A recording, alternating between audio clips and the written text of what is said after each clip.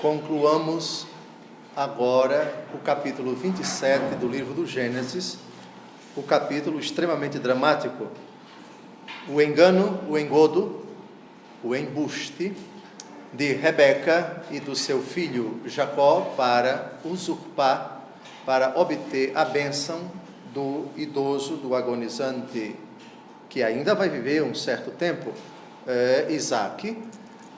Depois da bênção de Jacó, entra no recinto Esaú, que acabou de chegar com a caça. Esaú descobre que foi passado para trás, que foi preterido na bênção que acabara de ser dada ao seu irmão, entra em choro, em prantos, é uma cena muito dolorosa. Ele suplica a bênção ao pai, o pai não dá, porque a bênção já foi dada a Jacó, e vimos depois as consequências. Terminamos o encontro passado com o versículo 41, Esaú concebe ódio por Jacó e faz uma promessa para si: virão os dias do luto do meu pai e matarei o meu irmão Jacó. Bem, foi assim que terminamos o nosso encontro. Vamos então dar continuidade, concluindo esse capítulo dramático. Versículo 42. Parece que o ódio que Esaú já começa a extravasar contra o seu irmão, o propósito de ele matar o seu irmão, chegou ao conhecimento de alguém, e parece que foram várias pessoas, ou pelo menos uma pessoa, que vai dizer a Rebeca que o seu filho mais velho está pretendendo matar o seu filho mais novo. E foram referidas a Rebeca estas palavras do seu filho primogênito. Ora, se são estas palavras, parece que o menino não disse aquilo que está no versículo 41, sozinho, para si.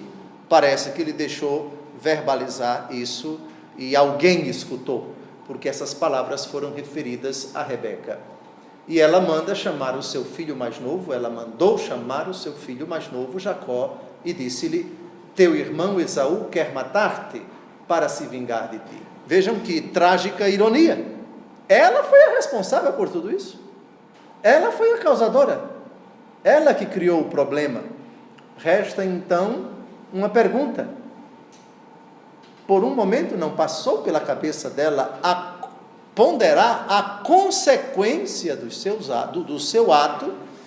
E outra, o menino também, que acabou obedecendo a mãe, uma ordem, ela deu a ordem para que ele armasse tudo, para que ele se vestisse com a roupa do seu irmão, para que ele colocasse pele de animal para enganar o pai. O menino também não ponderou isto. É claro que ele ponderou, mas no outro sentido, é muito arriscado, e se nós formos descobertos, etc.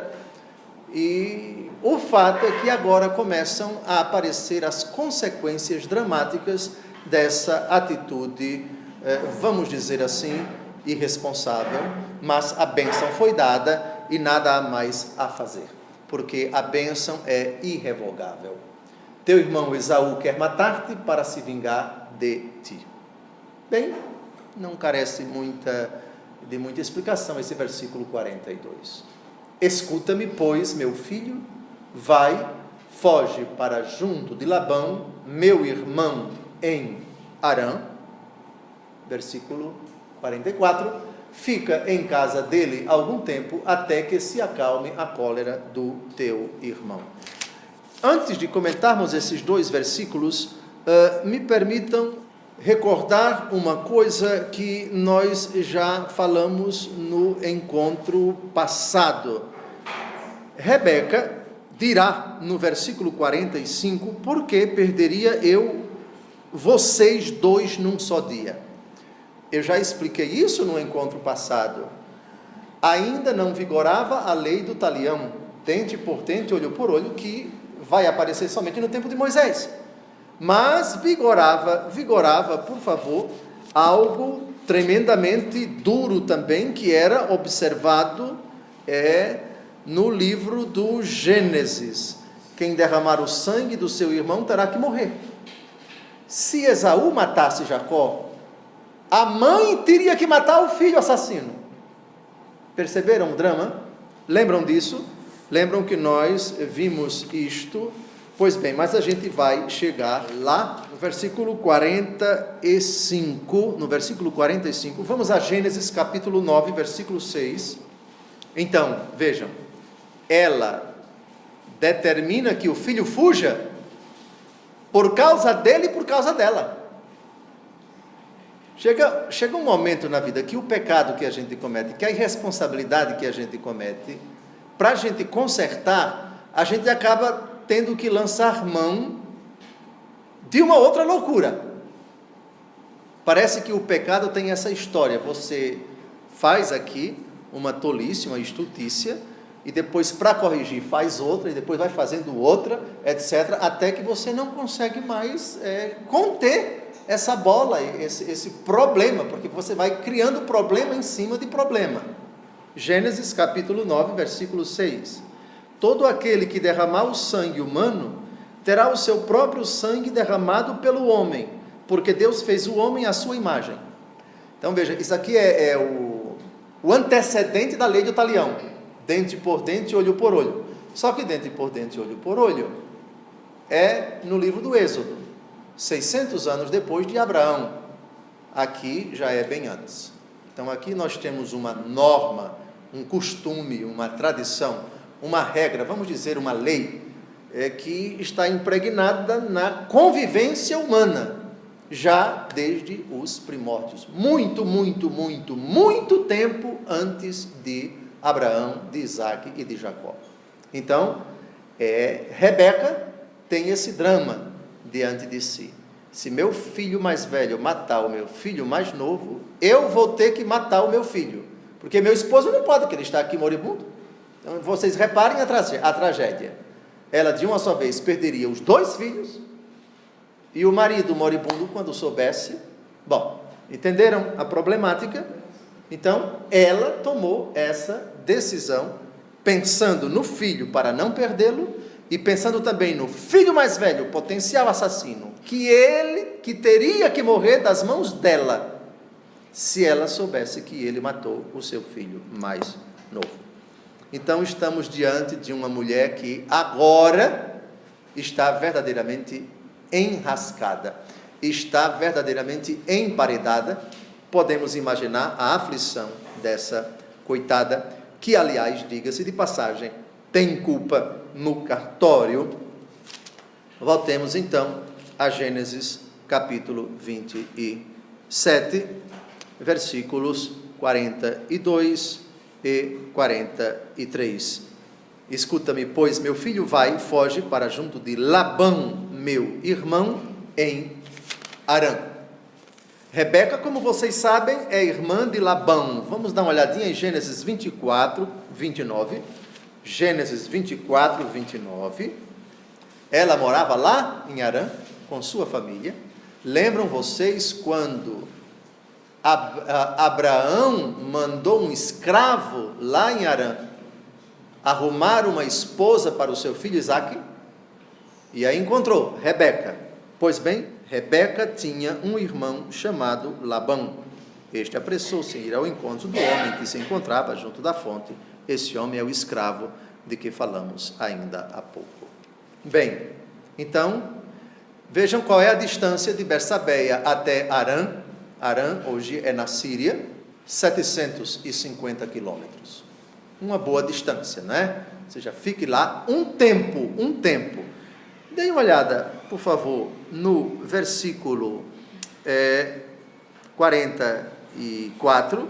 Fica em casa dele algum tempo, até que se acalme a cólera do teu irmão. Parece que Rebeca pensava que a estada do seu filho mais novo seria breve. Talvez alguns dias, meses.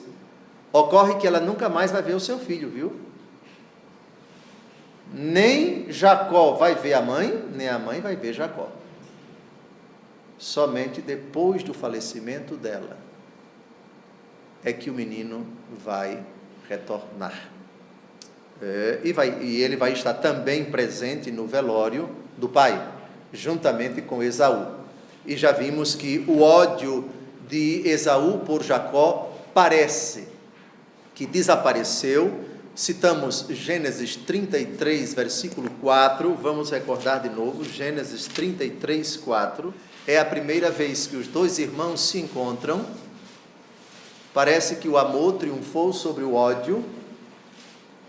Esaú vai estar um homem muito rico, Jacó continuará rico, e vejam a cena, Esaú correu-lhe ao encontro e beijou-o, ele atirou-se ao seu pescoço e beijou, e puseram-se a chorar, etc, etc, etc. Bem, voltemos ao versículo 44, já falei, muitos anos, ela pensava que o filho ia ficar algum tempo na casa do seu irmão Labão, mas ele, na verdade, vai ficar vários anos. Vai conhecer as suas duas futuras esposas, Lia e Raquel. Muita coisa, inclusive desagradável, inclusive trágica, vai acontecer lá em Harã, particularmente a sua indisposição com o seu sogro. Vai haver um litígio bem constrangedor, bem desagradável, que vocês já sabem. Mas a gente vai aos poucos chegando lá. Versículo 45. Assim que passar a sua cólera, e tiver ele esquecido do que lhe fizeste, mandar-te-ei buscar, porque eu perderia eu vocês dois num só dia. E já expliquei por que num só dia. Se ele matasse o filho mais novo, a mãe tinha que matar o filho mais velho. Essa era a lei da vingança. Vamos a Números 35, de 16 a 19. Ilustrar esse versículo 45. Se o homicida feriu com ferro e o ferido morrer, é réu de homicídio e morrerá também ele. Duro, duro. Se foi com uma pedra atirada com a mão que o feriu, capaz de causar a morte e realmente morrer o ferido, é réu de homicídio e morrerá também ele. Se foi com um pau na mão, capaz de causar a morte e esta venha de fato, é réu de homicídio, será punido de morte. O vingador de sangue o matará, logo que o encontrar, o matará. Essa era, claro, de Números, já estamos aqui no tempo de Moisés, portanto, lei do talião, já, digamos assim, mais elaborada. Mas a lei do talião já encontra a sua raiz em Gênesis capítulo 9. E lembram vocês de Lameque? Na época de Lameque a coisa era muito mais dura, porque era 77 para 1. Se um morre, 77 da família dele tem que morrer. Essa não era a lei do talião. Talião é tal, vem de tal. Ou seja, 1 por 1, 2 por 2, 3 por 3. Mas na época de Lameque não era assim. Era uma lei muito mais dura, muito mais cruel, muito mais impiedosa. Era uma vingança de proporções inimagináveis. Bem, Rebeca disse a Isaque: estou desgostosa da vida por causa das filhas de Het. Se Jacó tomar uma mulher entre as filhas de Het, para que ainda viver? O versículo está, por assim dizer, no limiar de uma decisão. Jacó é solteiro, está para fugir. A esposa se dirige ao marido, manifestando sua apreensão diante da possibilidade de um menino, que certamente precisa fugir logo, mas na cabeça dela, ele vai voltar logo. E voltando solteiro, provavelmente vai casar com uma das, digamos assim, das cananeias que vivem por ali. E como Rebeca está sofrendo muito com as filhas de Het, ela leva essa apreensão para o seu marido, que vai dar uma recomendação: eu não quero que você case com as cananeias, portanto, case para lá. Ele não disse assim, mas o espírito do monólogo que a gente vai ler daqui a pouco é mais ou menos este. De qualquer maneira, vamos ver no versículo 46, quem são essas filhas de Et? Esaú é casado com duas. Daqui a pouco ele vai casar com uma terceira. Mas como assim, Dom José? Ele continua com duas e vai casar com uma terceira? Vai casar com uma terceira. Lembrem-se, Isaac foi homem de uma mulher só, Rebeca. Mas Abraão não, seu pai, nem Esaú, nem Jacó. Porque Jacó está solteiro, mas vai lá para Harã ter Lia e Raquel. Esaú já tem duas e vai ter uma terceira. Vamos ver quem são as atuais esposas de Esaú. Gênesis, capítulo 26, de 34 a 35. Esaú, com a idade de 40 anos, tomou por mulheres Judite, filha de Beeri, o Iteu, e Basemá, filha de Elon, o Iteu.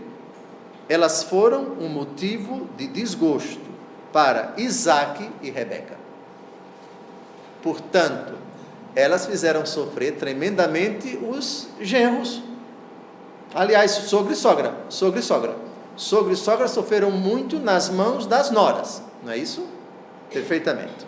Bem, então, temos estas moças, gravem os nomes delas: Judite e Basemá. Porque Esaú vai casar com uma terceira, que também vai se chamar Basemá. Ela tem dois nomes, um deles é Basemá. A gente vai ver isso daqui a pouco.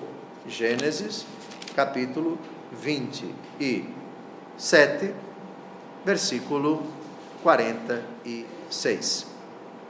Bem, penso que terminamos o capítulo 27. Começamos já o capítulo 28. Isaac chamou Jacó e o abençoou, dando-lhe esta ordem: não desposarás uma filha de Canaã.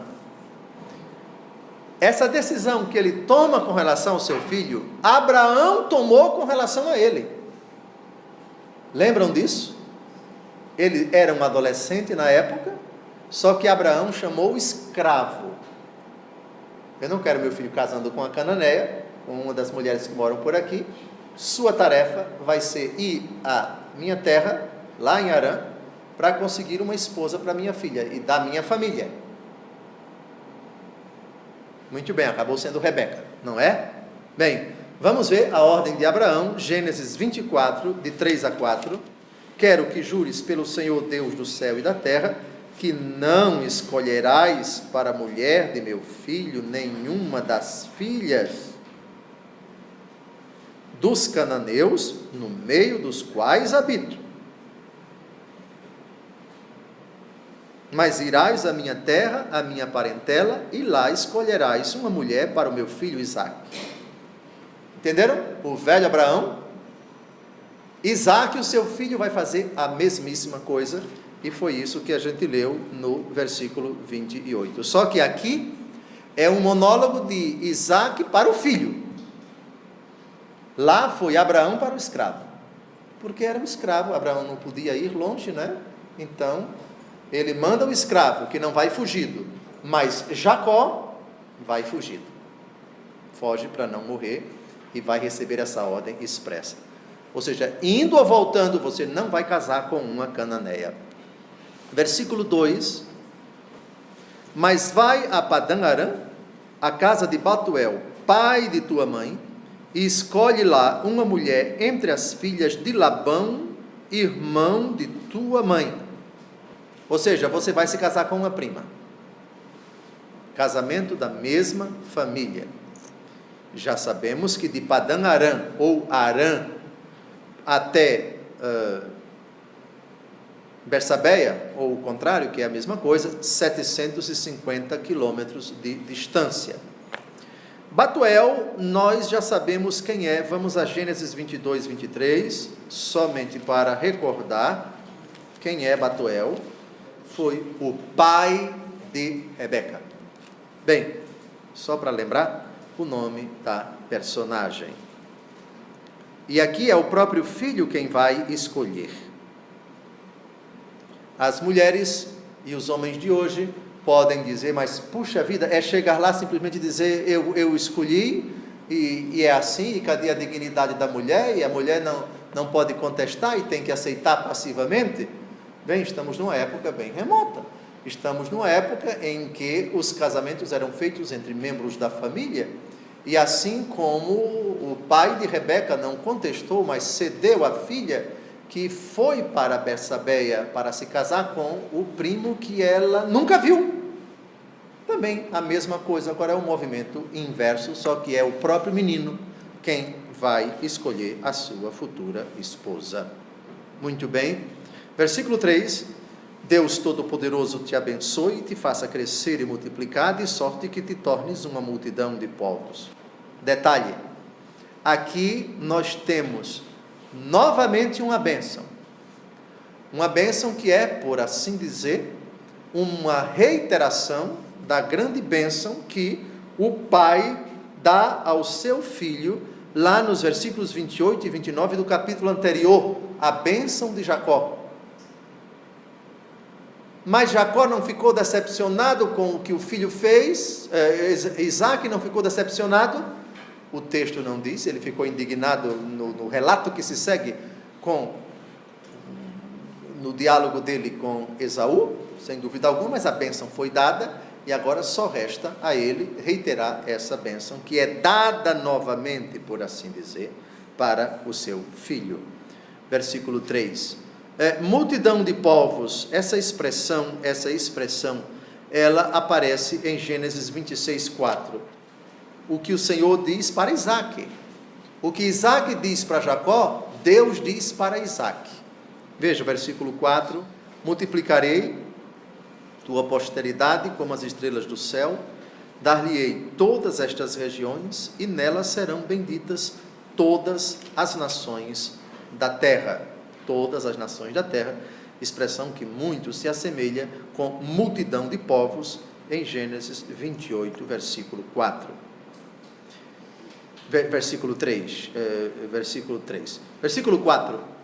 Dê-te ele, como também a tua posteridade, a bênção de Abraão, a fim de que possuas a terra onde moras, e que Deus deu a Abraão. É curioso como todas as outras bênçãos que são concedidas por Deus, ou por um pai a um filho, que tem consciência de que ele está na linhagem da descendência, da linhagem de Abraão, que é, por assim dizer, o liame no seu tempo, das promessas que o Senhor fez a Abraão, sempre a bênção de Abraão é recordada. A de Deus a Abraão, a de Abraão a Isaac, a de Isaac a Jacó, a de Jacó aos seus 12 filhos, já no fim da vida, o capítulo 49, mas particularmente dos 12 filhos, qual que recebeu a bênção profecia? Judá. Da linhagem de Judá vieram todos os reis, dos quais o mais importante no Antigo Testamento foi o rei Davi, mas o rei dos reis e o Senhor dos senhores foi nosso Senhor Jesus Cristo.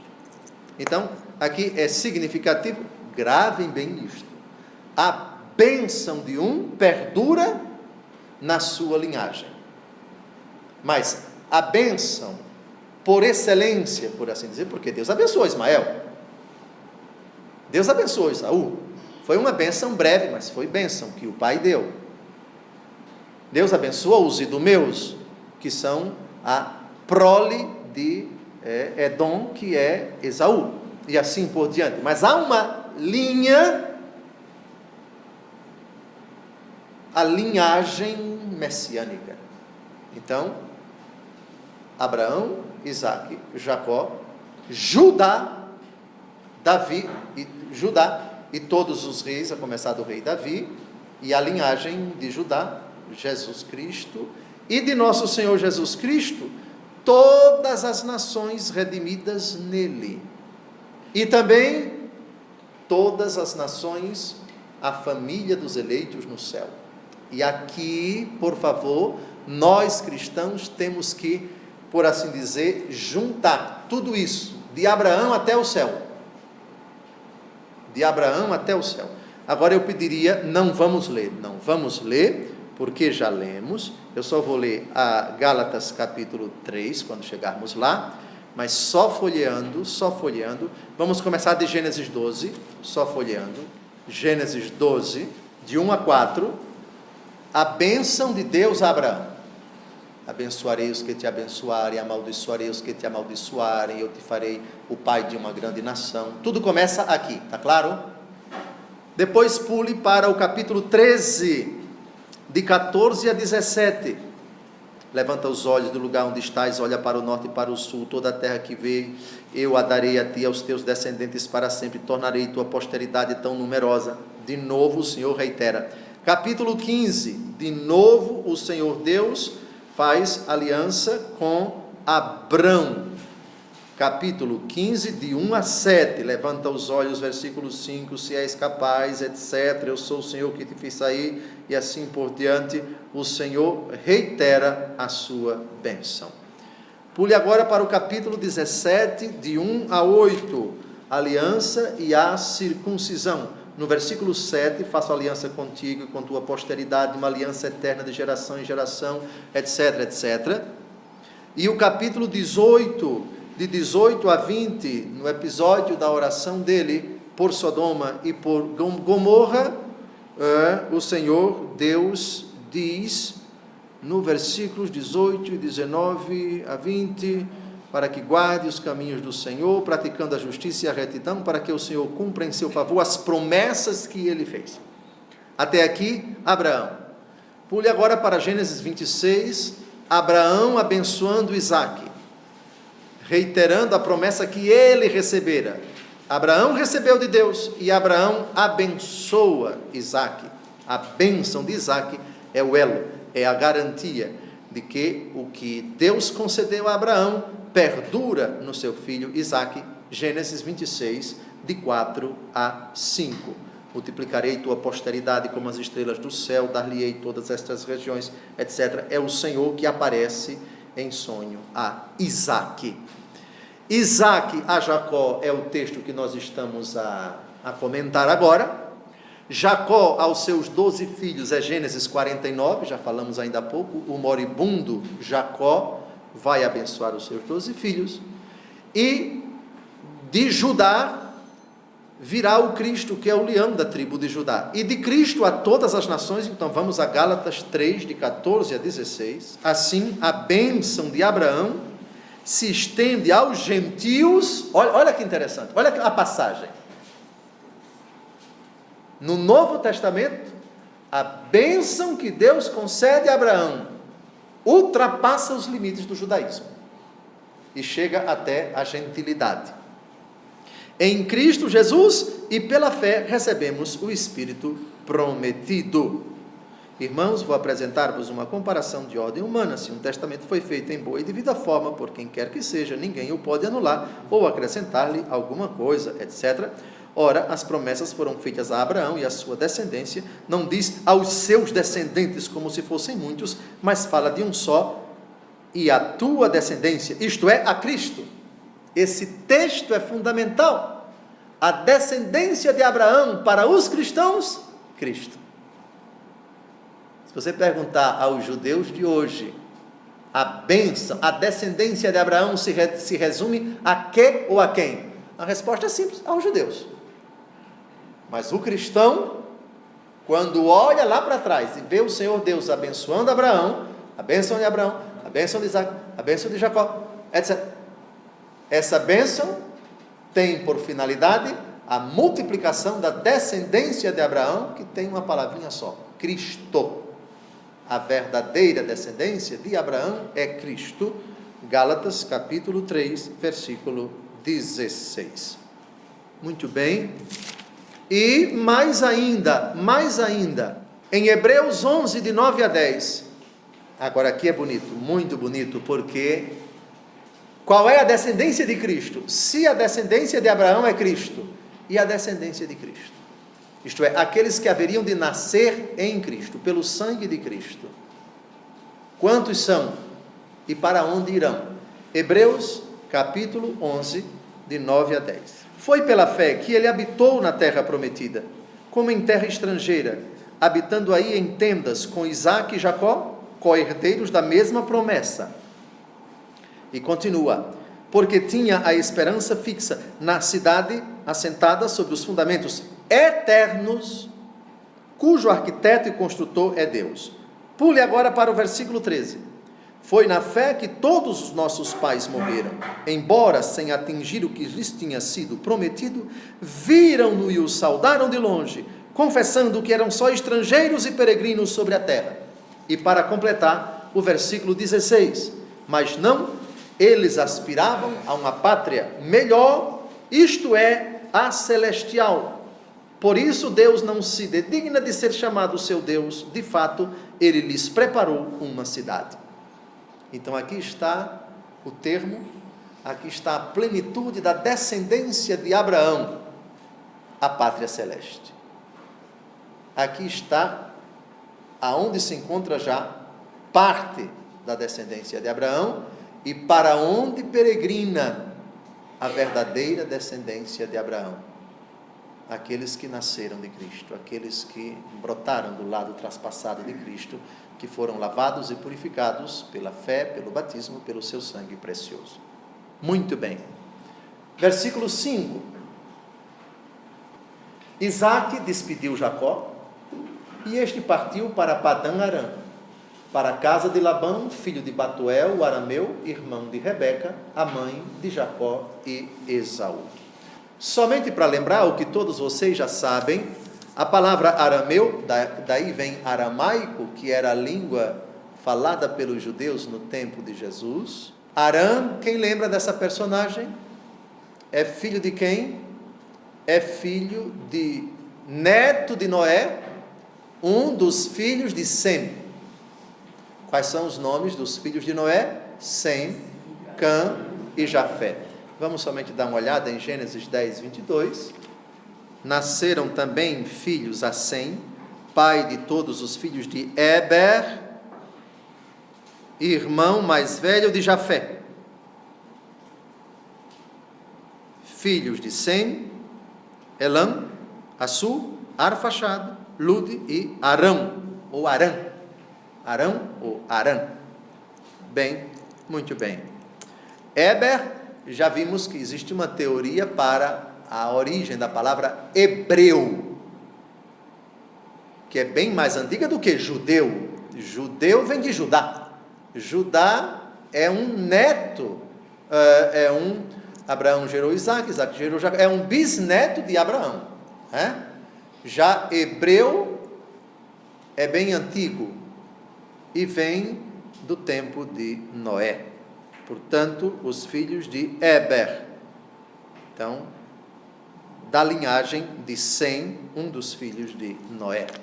Então, Labão é chamado filho de Batuel, o arameu. Portanto, Rebeca também é uma arameia ou aramaica. Enfim, a mãe de Jacó e de Esaú. Muito bem. Ora, Esaú viu que seu pai tinha abençoado Jacó e o tinha enviado a Padã Arã para aí tomar uma mulher e que depois de o ter abençoado, lhe proibira desposar uma filha de Canaã. Comenta-se, entre os estudiosos, aqui se trata de uma tática de Esaú que não pode mais reverter a situação. A bênção foi dada para o irmão, ele tinha jurado de morte o irmão. Ocorre que o texto diz, Esaú viu que seu pai tinha abençoado Jacó. Não se trata daquela primeira bênção, pois o texto no capítulo passado diz que Esaú só entrou no recinto depois que a bênção já tinha sido dada. Lembram disso? Mas estamos tratando da segunda bênção, Ele viu. Teve ele que conter a sua ira, a sua raiva do seu irmão? Provavelmente sim. Mas vejam o que ele vai decidir agora. Ele casou-se com 2 cananeias, que causavam muito desgosto ao seu pai e à sua mãe, e parece que aqui ele toma a decisão de, pelo menos, estabelecer uma política de boa convivência com seus pais.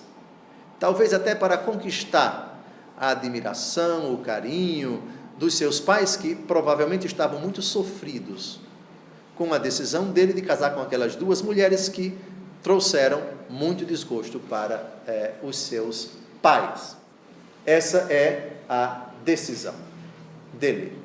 Vai se casar com alguém que é do agrado dos pais. Ele certamente deve ter intuído: se ele proibiu meu irmão de se casar com uma cananeia, e eu sou casado com duas cananeias, versículo 7, viu também que Jacó, obedecendo aos seus pais, partira para Padã Arã.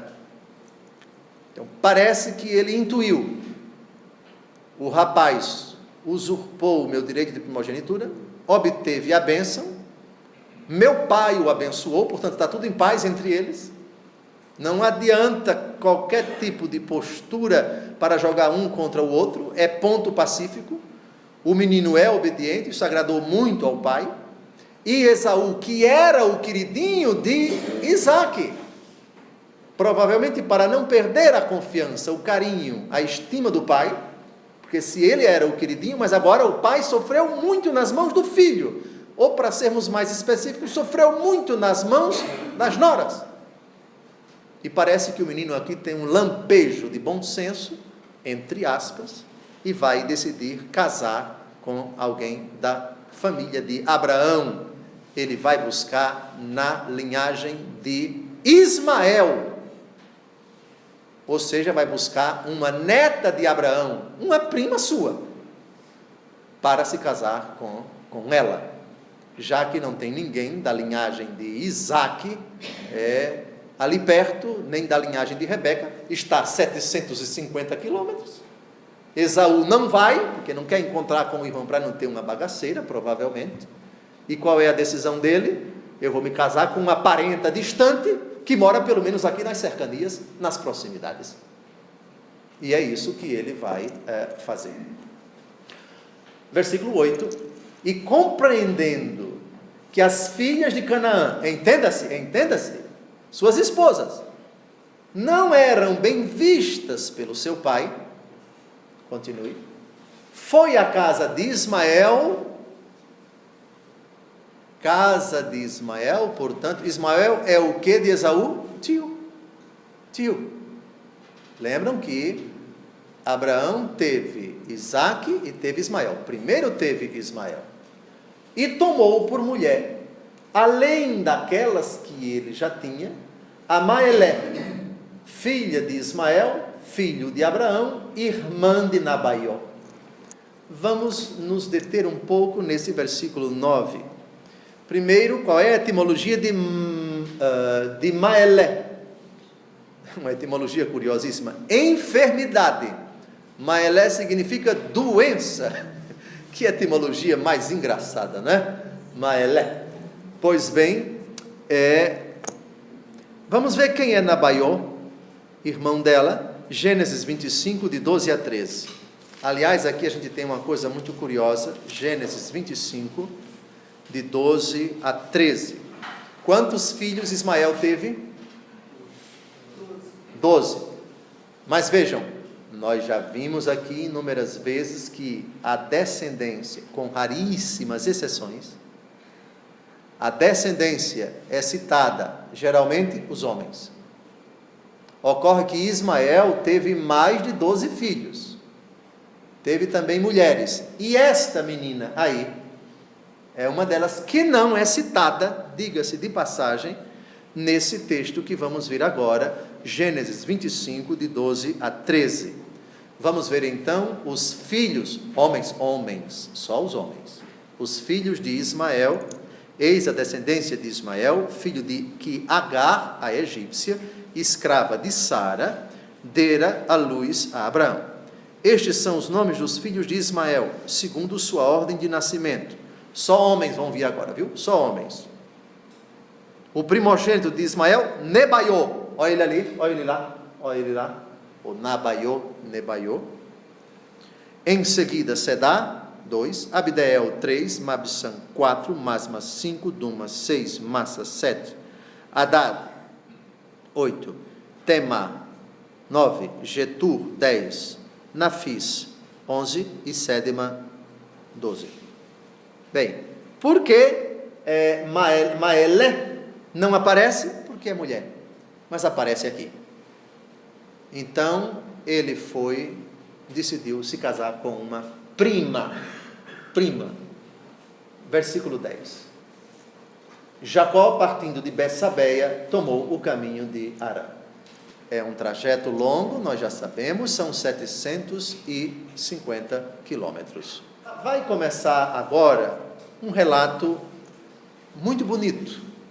Esse episódio vai acontecer na cidade que se chamava Luz, ou Luza. E depois, por causa desse evento, vai ter o seu nome mudado para Betel. Betel, casa de Deus. Onde fica Betel? Fica a 18 quilômetros da atual Jerusalém. Lembrem-se que no tempo de Abraão não havia Jerusalém. Jerusalém passa a ser a capital dos hebreus ali por a época de Davi e Salomão. Rei Davi. É a cidadela de Davi, a cidade de Davi. Mas no tempo de Abraão existia o quê? Parece que existia uma cidade chamada Salém. Lembram de Melquisedeque, que era rei de Salém, perante quem Abraão, quando voltou da guerra contra Codorlaomer e venceu para libertar o seu sobrinho Ló, ele pagou o dízimo de tudo e apresentou pão e vinho e foi realizado o sacrifício, etc, etc. Pois bem, aquela região, se existia uma cidade, ali residiam os Jebuseus. A Terra Santa era habitada por heteus, por gergeseus, por jebuseus, por filisteus, por cananeus, por iteus, por idumeus, e assim por tudo no fundo a mesma família. A gente já viu lá, remontando a Noé e a Adão, enfim. Então, a 18 quilômetros de Jerusalém, então a 80 quilômetros de Betsabeia. Chegamos ao versículo 11. Então, Betel antes se chama Luza. Vejam, chegou a um lugar e ali passou a noite. Que lugar é esse? Se a gente pular para o versículo 19, a gente vai ver. Luza passa a se chamar Betel por causa do que vai acontecer agora. Então, Gênesis 28, versículo 19, deu o nome de Betel a este lugar, que antes se chamava Luz. Chegou a um lugar e ali passou a noite, porque o sol já se tinha posto. Serviu-se como travesseiro de uma das pedras que ali se encontravam e dormiu naquele lugar. Bem, os padres da igreja, como já disse, eles vão fazer uma leitura extremamente bonita desse relato, mas eu acho que a gente precisa ler agora o relato todo, sem se deter na interpretação de cada versículo, para que a gente veja depois a interpretação no seu conjunto, tá bem? Então, dormiu naquele mesmo lugar. Qual é o único evangelho que registra Jesus dormindo sobre um travesseiro? São Marcos é o único aquele episódio que há uma tempestade, os apóstolos e Nosso Senhor estão na barca, e Jesus está dormindo sobre um travesseiro. Os outros evangelistas registram o mesmo fato, só que dizem que Jesus está dormindo. Aí é quando eles acordam Nosso Senhor, mestre, não te importa que pereçamos? Aí Jesus ordena a tempestade, cala-te, e depois vai censurar a falta de fé deles, não é? E aí se termina dizendo: quem é este homem a quem até o mar e o vento o obedecem, não é? Bem, vamos continuar o relato. Dormiu naquele mesmo lugar e teve um sonho. Viu uma escada que, apoiando-se na terra, tocava com um cimo o céu. E anjos de Deus subiam e desciam pela escada. No alto estava o Senhor. Gravem isso. Que ele dizia: eu sou o Senhor, Deus de Abraão, teu pai, e o Deus de Isaque. Darei a ti e à tua descendência a terra em que estás deitado. Tua posteridade será tão numerosa como os grãos de poeira no solo. Tu te estenderás para o ocidente e para o oriente, para o norte e para o meio-dia, e todas as famílias da terra serão benditas em ti e em tua posteridade. Estou contigo para te guardar onde quer que fores, e te reconduzirei a esta terra, e não te abandonarei sem ter cumprido o que lhe prometi.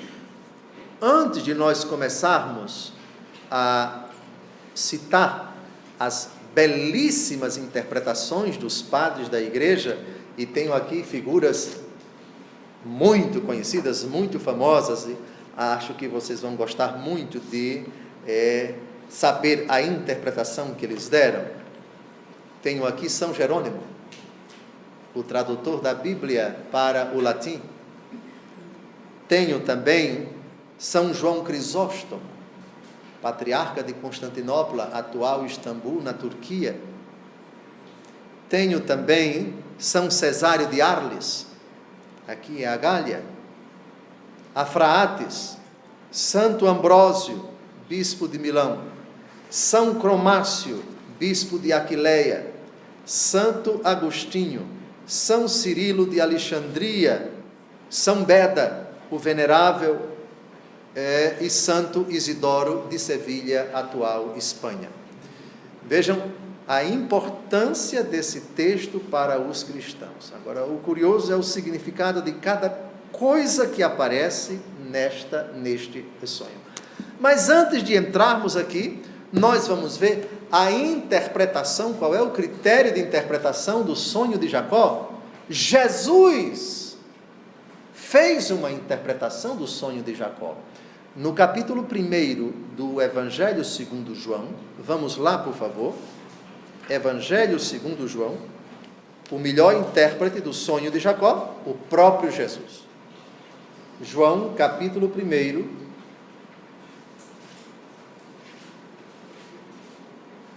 versículos de 43 a 51. É uma cena muito bonita no mar da Galileia.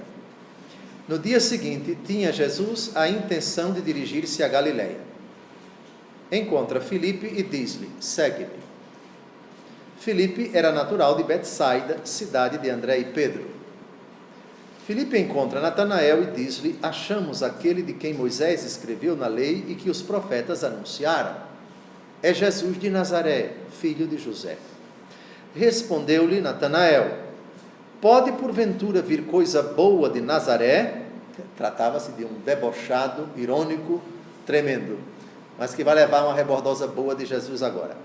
Filipe retrucou: vem e vê. Jesus vê Natanael, que lhe vem ao encontro, e diz: eis um verdadeiro israelita, no qual não há falsidade. Natanael pergunta-lhe: de onde me conheces? Respondeu Jesus: antes que Filipe te chamasse, eu te vi quando estavas debaixo da figueira. Agora prestem atenção. Falou-lhe Natanael: mestre, tu és o filho de Deus, tu és o rei de Israel.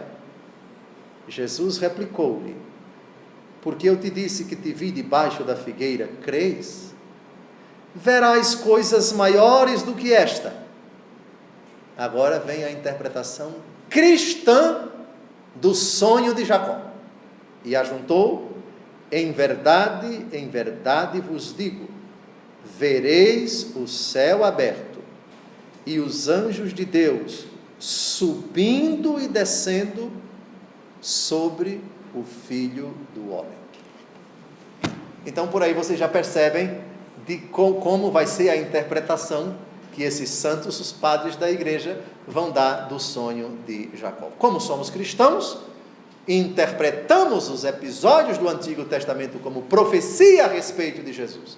O sonho de Jacó, porém, foi tratado por Jesus e já interpretado por ele os o sonho de Jacó, a escada, Deus falando, o próprio Cristo, os anjos subindo e descendo, a cena que Jesus toma para si. A profecia se cumpre na pessoa de nosso Senhor Jesus Cristo, quando vier em glória. No próximo encontro, se Deus quiser, já começaremos com as belíssimas interpretações dos padres da igreja sobre essa que é uma das cenas mais bonitas, mais impressionantes do livro do Gênesis.